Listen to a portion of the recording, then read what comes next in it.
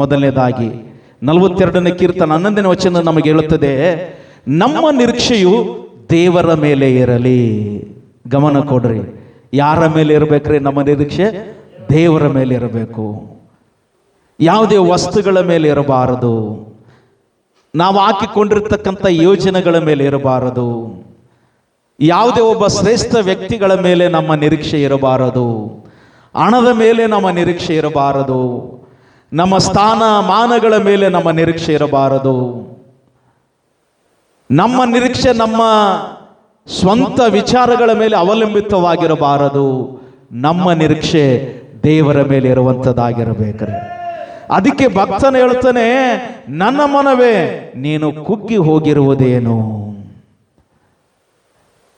ಹೀಗೆ ವ್ಯಥೆ ಪಡುವುದೇಕೆ ಅಂದ ಮೇಲೆ ಮೂರನೇದಾಗಿ ಹೇಳ್ತಾನೆ, ದೇವರನ್ನೂ ನಿರೀಕ್ಷಿಸು ಎಂಬುದಾಗಿ.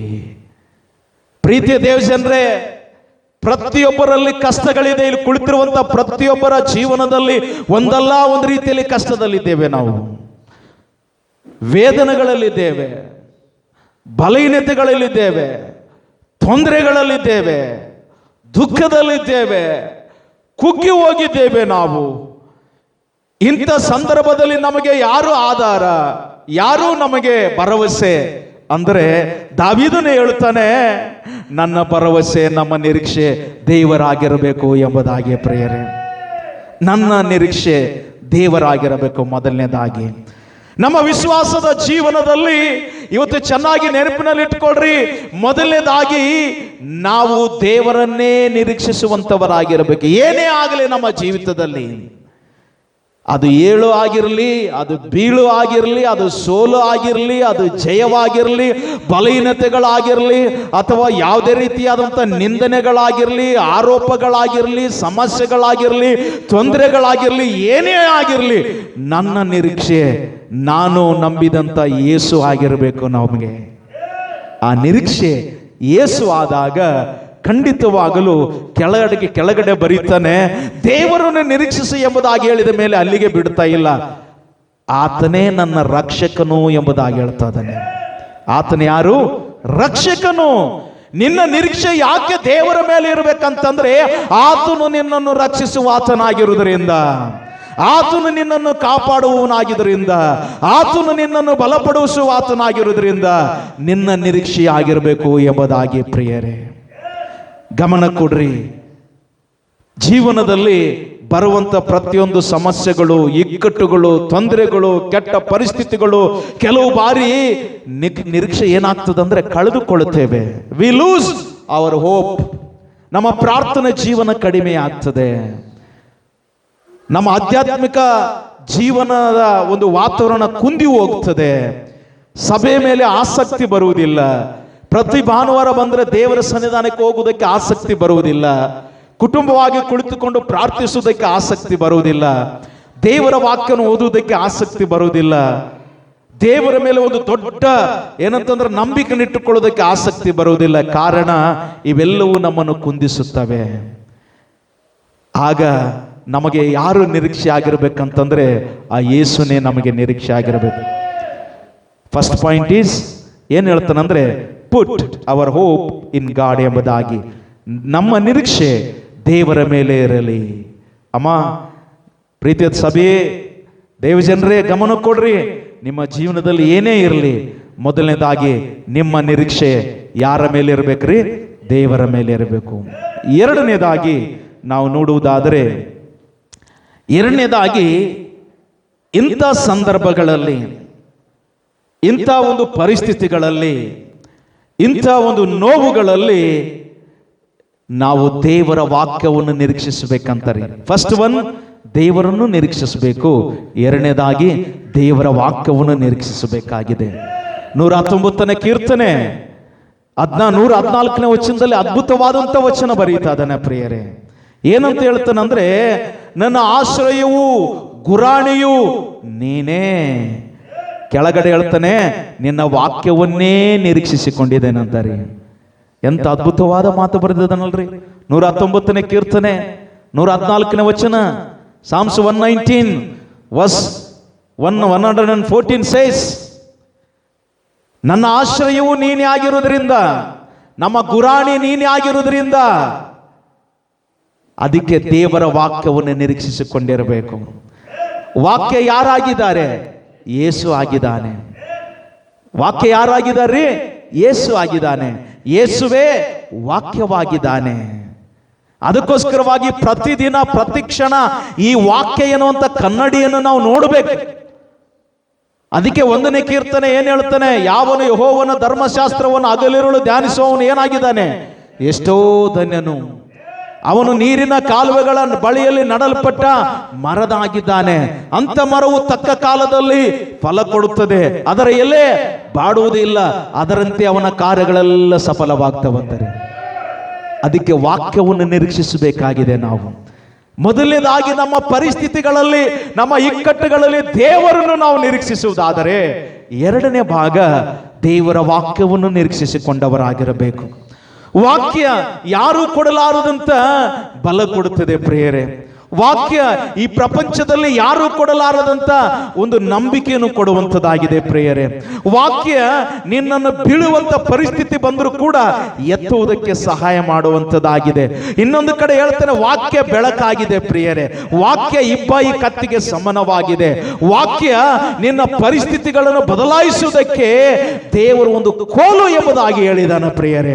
ಅದಕ್ಕೆ ಆ ಕೋಲು ನಮ್ಮ ಕೈಯಲ್ಲಿ ಕೊಟ್ಟಿದ್ದಾನೆ. ಈ ಕೋಲು ಪರಿಸ್ಥಿತಿಗಳ ಮೇಲೆ ಉಪಯೋಗ ಮಾಡಬೇಕು, ಸಮಸ್ಯೆಗಳ ಮೇಲೆ ಉಪಯೋಗ ಮಾಡಬೇಕು, ರೋಗಗಳ ಮೇಲೆ ಉಪಯೋಗ ಮಾಡಬೇಕು. ಏನಂದ್ರೆ ನಮಗೆ ಎದುರಾಗಿ ಬರುವಂತ ಇಕ್ಕಟ್ಟುಗಳ ಮೇಲೆ ಉಪಯೋಗ ಮಾಡಬೇಕು. ಅಂದ್ರೆ ನಾವು ಈ ವಾಕ್ಯವನ್ನು ಮೆಲುಕು ಹಾಕಬೇಕಾಗಿದೆ ರೀ. ಅದಕ್ಕಾಗಿ ದೇವರ ವಾಕ್ಯವನ್ನು ಏನು ಮಾಡಬೇಕು? ನಿರೀಕ್ಷಿಸಿಕೊಳ್ಳುವಂತವರಾಗಿರಬೇಕು. ಅದಕ್ಕೆ ಹೇಳ್ತಾನೆ, ಇನ್ನೊಂದು ಕಡೆ 11ನೇ ವಚನ ಹೇಳ್ತಾನೆ, same chapter verse 11 it says, ನಿನಗೆ ವಿರುದ್ಧವಾಗಿ ಪಾಪ ಮಾಡದಂತೆ ನಿನ್ನ ನುಡಿಗಳನ್ನು ನನ್ನ ಹೃದಯದಲ್ಲಿ ಇಟ್ಟುಕೊಂಡಿದ್ದೇನೆ. ನೋಡ್ರಿ, ಯಾಕೆ ದೇವರ ವಾಕ್ಯವನ್ನು ನಿರೀಕ್ಷಿಸಿಕೊಂಡಿರ್ಬೇಕಂತಂದ್ರೆ, ವಾಕ್ಯ ನಮ್ಮೊಳಗಡೆ ಇರುವಾಗ ಪಾಪಕ್ಕೆ ನಮ್ಮನ್ನು ಅದು ಸೆಳೆಯುವುದಿಲ್ಲ ಅಂತಾರೆ. ಬೆಳಕಿದ್ದಲ್ಲಿ ಕತ್ತಲು ಬರಕ್ ಸಾಧ್ಯ ಏನ್ರಿ? ಬರಲ್ಲ. ಅದೇ ರೀತಿಯಾಗಿ ನಮ್ಮ ಹೃದಯದ ಒಳಗಡೆ ದೇವರ ವಾಕ್ಯವನ್ನು ನಾವು ಇಟ್ಟುಕೊಳ್ಳುವಾಗ ಪಾಪದ ಸ್ವಭಾವದಿಂದ ನಮ್ಮನ್ನು ಬೇರ್ಪಡಿಸುವಂತದ್ದಾಗಿದೆ. ಪಾಪ ನಮ್ಮ ಹತ್ರ ಸುಳಿಯುವುದಿಲ್ಲ. ನೋಡ್ರಿ, ಭಕ್ತನಾದಂತ ದಾವೀದನು ಹೇಳಿದಾಗೆ, ನಿನಗೆ ವಿರುದ್ಧವಾಗಿ ಪಾಪ ಮಾಡದಂತೆ I have kept your word in my heart ಎಂಬುದಾಗಿ ಹೇಳ್ತಾನೆ. So that I may not sin against you. ಅಂದ್ರೆ ವಾಕ್ಯ ಎಷ್ಟು ಪ್ರಾಮುಖ್ಯತೆ ಇದೆ. ಆಮೆನ್. ಒಂದು ದೇವರನ್ನು ನಿರೀಕ್ಷಿಸಿ ನೋಡುವುದಾದ್ರೆ, 2ನೇದಾಗಿ ದೇವರ ವಾಕ್ಯವನ್ನು ನಿರೀಕ್ಷಿಸಿಕೊಂಡಿರಬೇಕು. ಅಷ್ಟಕ್ಕೆ ಬಿಡ್ತಾ ಇಲ್ಲ. ಸೇಮ್ ಚಾಪ್ಟರ್ 119ನೇ ಕೀರ್ತನೆ 97ನೇ ವಚನದಲ್ಲಿ ಬಹಳ ಅದ್ಭುತವಾದಂತ ವಚನ ಬರೀತಾ ಇದ್ದಾನೆ. ನಿನ್ನ ಧರ್ಮಶಾಸ್ತ್ರವು ನನಗೆ ಎಷ್ಟೋ ಪ್ರಿಯವಾಗಿದೆ, ದಿನವೆಲ್ಲ ಅದೇ ನನ್ನ ಧ್ಯಾನ ಅಂತಾರೆ. ಹೆಂಗ ಬರೀತಾನೆ ನೋಡ್ರಿ. ಕೆಲವೊಂದು ಸಾರಿ ಮಾತ್ರ ಏನಪ್ಪ 24x7 ಅದರಲ್ಲೇ ಮಗ್ನರಾಗಿದ್ದಾರೆ. ಮನೇಲಿ ಅಂತಿರ್ತಾರೆ ತಂದೆ ತಾಯಿಗಳು, ಮಕ್ಕಳಿಗೆ ಏನು ದಿನೆಲ್ಲ ಅದೇ ಧ್ಯಾನ ನಾನೆಂದು, ಬೇರೆ ಕೆಲಸ ಇಲ್ಲ ಅಂತ ಬೇರೆ ಕಾರ್ಯಗಳು ಮಾಡುವಾಗ ತಂದೆ ತಾಯಿಗಳು ಬೇಯ್ತಾರೆ. ಆದ್ರೆ ಅದನ್ನ ಸ್ವಲ್ಪ ಈ ಕಡೆ ನೀವು ತೆಗೆದುಕೊಡ್ರಿ. ಭಕ್ತನಾದ ದಾವೀದನು 97ನೇ ವಚನದಲ್ಲಿ ಹೇಳ್ತಾನೆ, 119ರಲ್ಲಿ, ನಿನ್ನ ಧರ್ಮಶಾಸ್ತ್ರವು ನನಗೆ ಎಷ್ಟೋ ಪ್ರಿಯವಾಗಿದೆ. ಅಂದ್ರೆ ವಾಕ್ಯ ನನಗೆ ಎಷ್ಟೋ ಅತಿ ಪ್ರಿಯವಾಗಿದೆ, ಅದಕ್ಕೆ ದಿನವೆಲ್ಲ ಅದೇ ನನ್ನ ಧ್ಯಾನ ಅಂತಾರೆ. ದಿನವೆಲ್ಲ ಏನಂತಾರೆ? ಅದೇ ಧ್ಯಾನ. ಅಮ್ಮ, ದಿನವೆಲ್ಲ ದೇವರ ವಾಕ್ಯನೇ ಧ್ಯಾನ ಆಗಬೇಕು ನಿಮಗೆ. ಬೆಳಿಗ್ಗೆ ಎದ್ರು ಕೂಡ ಅದೇ ಧ್ಯಾನ ಪ್ರಾರಂಭವಾಗಬೇಕು, ಮಧ್ಯಾಹ್ನ ಧ್ಯಾನ ಪ್ರಾರಂಭವಾಗಬೇಕು, ಕುಟುಂಬ ಪ್ರಾರ್ಥನೆಯಲ್ಲಿ ಕೂಡ ದೇವರ ವಾಕ್ಯ ಧ್ಯಾನವಾಗಬೇಕು. ಉದಾಹರಣೆ, ನಾನು ಹೇಳುವಂಥದ್ದು ನೆನಪೋಯ್ತು. ನಾನು ಈಗ ಒಂದು ವಿಡಿಯೋ ಬೆಳಿಗ್ಗೆ ನೋಡ್ತಾ ಇದ್ದೆ.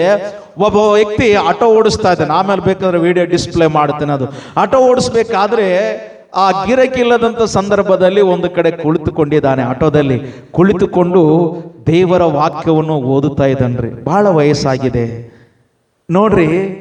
ಎಂತ ಒಂದು ನನಗೆ ನಿಜವಾಗಲೂ ಆತ ನನಗೆ ಏನಾದಂದ್ರೆ ಇನ್ಸ್ಪೈರ್ ಆದ. ನಾನು ಅದು ವಿಡಿಯೋ ನೋಡುವಾಗ ನನಗೆ ಬಹಳ ಒಂದು ರೀತಿಯಲ್ಲಿ ಶೇಮ್ ಬಂತು. ಒಂದು ಕಡೆ ಹೌದಲ್ಲಪ್ಪ, ಕೆಲವೊಂದು ಸಾರಿ ನಮಗೆ ಅನುಕೂಲ ಇದ್ರೂ ಕೂಡ ದೇವರ ವಾಕ್ಯಕ್ಕೆ ಪ್ರಾಮುಖ್ಯತೆ ಕೊಡುವುದಿಲ್ಲ, ಧ್ಯಾನ ಮಾಡುವುದಿಲ್ಲ. ನೋಡ್ರಿ, ಇಡೀ ದಿನ ನಾವು ಕಳೆದಿರ್ತೀವಿ, ನಾವು ಒಂದೊಂದು ಸಾರಿ ಬೈಬಲ್ನೇ ಓದಿರೋದಿಲ್ಲ, ಬೈಬಲ್ನೇ ತೆರೆದಿರುವುದಿಲ್ಲ. ಆ ವ್ಯಕ್ತಿ ಆ ಆಟೋ ಓಡಿಸ್ಕೊಂಡು ಹೋಗುವಾಗ ಏನೂ ಗಿರಾಕಿ ಇಲ್ಲದಂಥ ಸಂದರ್ಭದಲ್ಲಿ ರೋಡು ಪಕ್ಕದಲ್ಲಿ ಒಂದು ಮರದ ಕೆಳಗಡೆ ಕುಳಿತುಕೊಂಡು ಆ ವಾಕ್ಯನ ಓದ್ತಾನಂತಂದ್ರೆ ಆತನಿಗೆ ಆ ದೇವರಿಗೆ ಇರುವಂತ ಸಂಬಂಧ ಎಂತ ಒಂದು ಅತಿ ಪ್ರಿಯವಾಗಿದೆ ಎಂಬುದಾಗಿ ನಾವು ತಿಳ್ಕೊಳ್ಬೇಕು.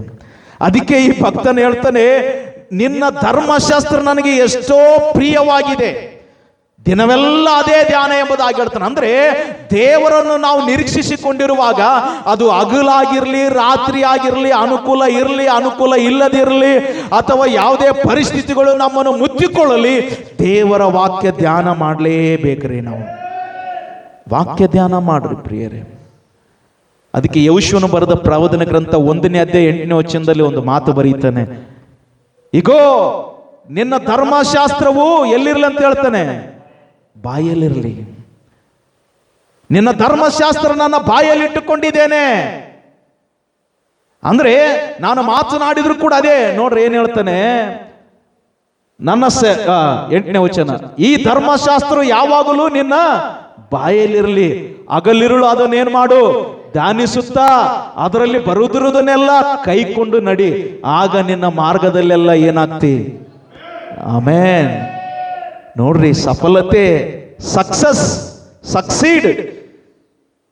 ಇವತ್ತು ನಿನ್ನ ಜೀವನದಲ್ಲಿ ಯಶಸ್ವಿ ಬೇಕಾದ್ರೆ ಏನ್ ಬೇಕು?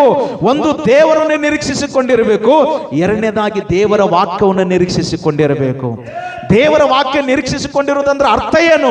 ದೇವರ ವಾಕ್ಯ ಧ್ಯಾನ ಮಾಡಬೇಕು. ಅದು ಹಗಲಾಗಿರ್ಲಿ, ರಾತ್ರಿ ಆಗಿರ್ಲಿ, ಕೆಲಸದಲ್ಲಿರಲಿ, ಪ್ರಯಾಣದಲ್ಲಿರಲಿ, ಅಥವಾ ಬಿಡುವಿದ್ದಾಗ, ಅಥವಾ ಜನಸಂದಣಿಯಲ್ಲಿ ನೀವು ಎಲ್ಲೇ ಇರಲಿ, ಆದ್ರೆ ದೇವರ ವಾಕ್ಯಕ್ಕೆ ಪ್ರಾಮುಖ್ಯತೆಯನ್ನು ಕೊಡುವಂತವರಾಗಿರ್ಬೇಕ್ರಿ ನೀವು.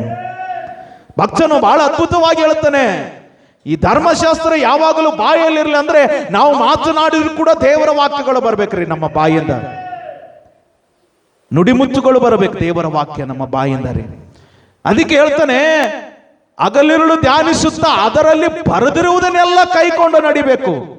ಬರೇ ಓದುವುದು ಮಾತ್ರವಲ್ಲ, ಏನ್ ಮಾಡ್ಬೇಕಂತೆ, ಅದರಲ್ಲಿ ಇರ್ತಕ್ಕಂಥದ್ದನ್ನು ಕೈಕೊಂಡು ನಡಿಬೇಕು. ಅಂದಾಗ ಮಾತ್ರ ನಾವು ಏನಾಗ್ತೀವಿ, ನಾವು ಸಫಲರಾಗ್ತೀವಿ, ಕೃತಾರ್ಥರಾಗ್ತೀವಿ. ನಾವು ಸುಮ್ಮನೆ ಏನೋ ಮನೆಯಲ್ಲಿ ನೋಡೋ ಸಲುವಾಗಿ ಪಾಸ್ಟ್ ಹೇಳ್ಯಾರಂತೇಳಿ ಒಂದು ವೇಳೆ ನೀವು ಸುಮ್ಮನೆ ಓರಲ್ ಆಗಿ ಓದುತ್ತಾ ಹೋದ್ರೆ ಏನೂ ಲಾಭ ಇಲ್ಲ. ಒಂದೊಂದು ವಾಕ್ಯ ನನಗೆ ಮಾತಾಡ್ತಾ ಇದೆ, ಒಂದೊಂದು ವಾಕ್ಯ ನನ್ನ ಪರಿಸ್ಥಿತಿಗೆ ಮಾತಾಡುತ್ತದೆ, ಒಂದೊಂದು ವಾಕ್ಯ ನನ್ನ ಸಮಸ್ಯೆಗೆ ಮಾತಾಡುತ್ತದೆ, ಒಂದೊಂದು ವಾಕ್ಯ ನನ್ನ ಬಲಹೀನತೆಗೆ ಮಾತಾಡುತ್ತದೆ, ಒಂದೊಂದು ವಾಕ್ಯ ಇವತ್ತು ನನ್ನನ್ನು ಎಬ್ಬಿಸಿ ನಿಲ್ಲಿಸ್ತದಂತೇಳಿ ಈ ರೀತಿಯಾಗಿ ಓದಬೇಕು ಪ್ರಿಯರೇ. ಅಂದಾಗ ಮಾತ್ರ ಈ ಲೋಕದಲ್ಲಿ ಯಾರೂ ಕೊಡಲಾರದಂತ ಒಂದು ನಂಬಿಕೆ, ಒಂದು ಭರವಸೆ ಕೊಡ್ತಾರಂದ್ರೆ ಅದು ದೇವರ ವಾಕ್ಯ ಮಾತ್ರ ಪ್ರಿಯರೇ, ವಾಕ್ಯ ಮಾತ್ರ. ಅದಕ್ಕೆ ದಾವಿದನು ಸುಮ್ಮನೆ ಹೇಳ್ತಾ ಇಲ್ಲ, ದಿನ ಎಲ್ಲ ಅದೇ ನನ್ನ ಧ್ಯಾನ, ದಿನ ಎಲ್ಲ ಅದೇ ಧ್ಯಾನ. ಏನು?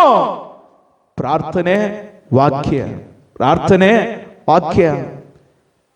ದಯವಿಟ್ಟು ಯಾರಾದ್ರೂ ದಿನವೆಲ್ಲ ಏನ್ ಧ್ಯಾನ ಮಾಡ್ತಾ ಇದೀವಿ ಎಂಬುದಾಗಿ ಇವತ್ತು ದೇವರ ಆತ್ಮನ ನಿಮಗೆ ವಾಕ್ಯದ ಮುಖಾಂತರವಾಗಿ ಮಾತನಾಡುತ್ತಿರಬಹುದು. ಪ್ಲೀಸ್, ವಾಕ್ಯಕ್ಕೆ ನಾವು ಪ್ರಾಮುಖ್ಯತೆಯನ್ನು ಕೊಡೋಣ ಪ್ರಿಯರೇ.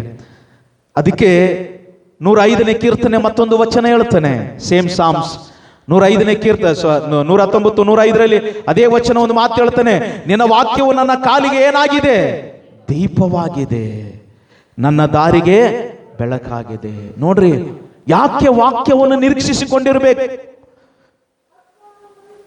I have put my hope in your word ಎಂಬುದಾಗಿ ಯಾಕೆ ಆ ದಾವಿದನು ಹೇಳಿದ? ಯಾಕೆ ವಾಕ್ಯವನ್ನೇ ನಿರೀಕ್ಷಿಸಿಕೊಂಡಿದ್ದೀನಿ ಎಂಬುದಾಗಿ ಹೇಳಿದ್ನಂದ್ರೆ, ಒಂದು ಕಡೆ ಆ ವಾಕ್ಯ ಗುರಾಣಿಯಾಗಿದೆ ಎಂಬುದಾಗಿ ಹೇಳ್ತಾನೆ, ಒಂದು ಕಡೆ ವಾಕ್ಯ ಆಶ್ರಯವಾಗಿದೆ ಎಂಬುದಾಗಿ ಹೇಳ್ತಾನೆ, ಇನ್ನೊಂದು ಕಡೆ ವಾಕ್ಯ ನನ್ನನ್ನು ಪಾಪಕ್ಕೆ ದಾರಿ ಮಾಡಿಕೊಡುವುದಿಲ್ಲ ಎಂಬುದಾಗಿ ಹೇಳುತ್ತಾನೆ, ಇನ್ನೊಂದು ಕಡೆ ಈ ವಾಕ್ಯ ದಿನವೆಲ್ಲ ನನಗೆ ಪ್ರಿಯವಾಗಿದೆ, ದಿನವೆಲ್ಲ ಅದೇ ಧ್ಯಾನ ಎಂಬುದಾಗಿ ಹೇಳ್ತಾನೆ, ಇನ್ನೊಂದು ಕಡೆ ಇಲ್ಲಿ ಹೇಳ್ತದನೆ, ವಾಕ್ಯವೇ ನನ್ನ ಕಾಲಿಗೆ ದೀಪವಾಗಿದೆ, ವಾಕ್ಯವೇ ನನ್ನ ದಾರಿಗೆ ಬೆಳಕು ಆಗಿದೆ. ನೋಡ್ರಿ, ವಾಕ್ಯ ಯಾಕೆ ನಿರೀಕ್ಷಿಸಿಕೊಂಡಿರಬೇಕು? ವಾಕ್ಯಕ್ಕೆ ಎಷ್ಟು ಪ್ರಾಮುಖ್ಯತೆ ಕೊಡುವಂತವರಾಗಿರಬೇಕು. ವಾಕ್ಯ ಯೇಸು, ಯೇಸು ಏನಾಗಿದ್ದಾರೆ? ವಾಕ್ಯವೇ ಆಗಿದ್ದಾನೆ.